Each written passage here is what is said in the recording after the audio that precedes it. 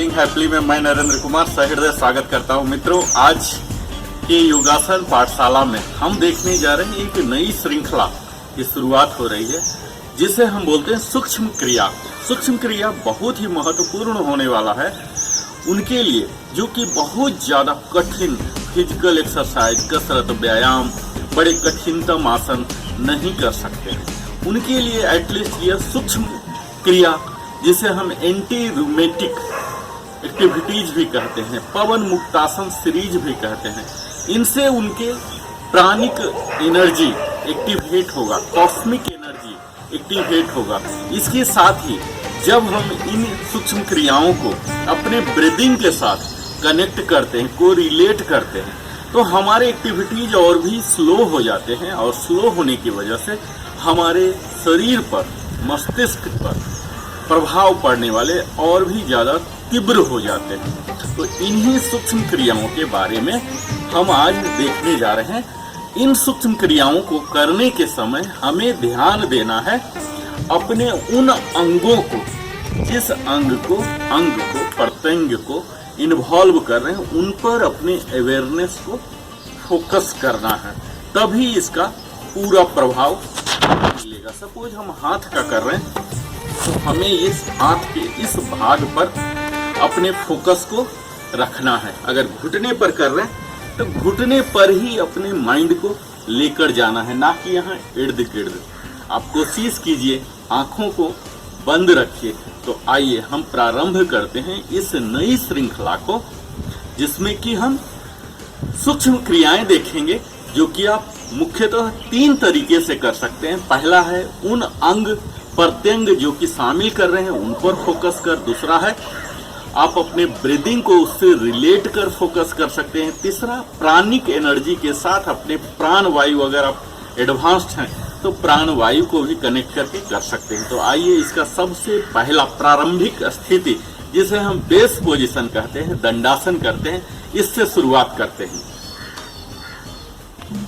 इसके लिए हम इस तरह से बैठ जाएंगे।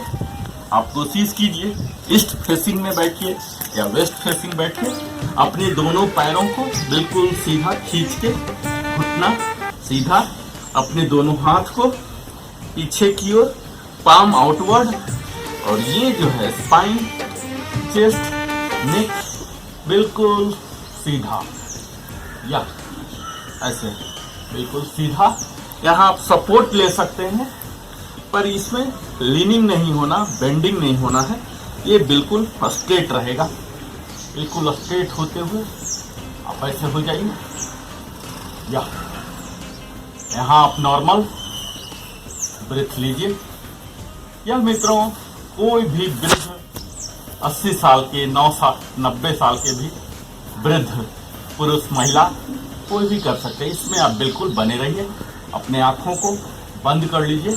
आपको ध्यान देना है ये आपके नी, एल्बो बिल्कुल स्ट्रेट होनी चाहिए। ऐसे बिल्कुल स्ट्रेट रखिए, आंखों को बंद। यहाँ आप नॉर्मल ब्रीदिंग लीजिए। यह हमारा बेस पोजीशन कहलाता है, प्रारंभिक स्थिति है। इसे हम दंडासन के नाम से भी जानते हैं। अगर आप कुछ भी नहीं कर सकते हैं तो यहाँ से आप योगासन सीखिए। मित्रों, लिविंग हैप्पीली में यही प्रयास होता है। इस योगासन योग पाठशाला में आपको बिल्कुल बिगिनर लेवल से हम प्रारंभ करते हैं। आप यही रहिए, और यहाँ से जब प्रारंभिक स्थिति में जब आप अपने आप को कंफर्टेबल मानने लगते हैं, मित्रों, आपको मालूम होगा कि जो योगासन अपने आप को पेन देकर करने का नहीं है। कहा भी गया है संस्कृत में, स्थिरम सुखम आसनम। अपने आप को बिल्कुल स्टेडी रखना है, हैप्पी रखना है, और उसके बाद किसी पोस्चर में आपको आना है, तभी प्रभाव वास्तविक पड़ेगा। तो अगर आप ये प्रारंभिक स्थिति में भी नहीं आ पा रहे हैं तो ठीक है, थोड़ा सपोर्ट लीजिए, ऐसे लीजिए, पर आपका प्रयास होगा कि ये सीधा जो फाइनल इसका वास्तविक स्थिति है, इसमें आने का।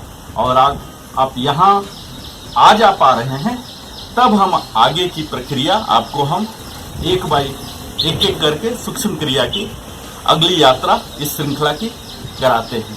तो आप सब हमारे साथ इस प्रारंभिक स्थिति देखें, सीखें, समझें। इसके लिए बहुत बहुत धन्यवाद।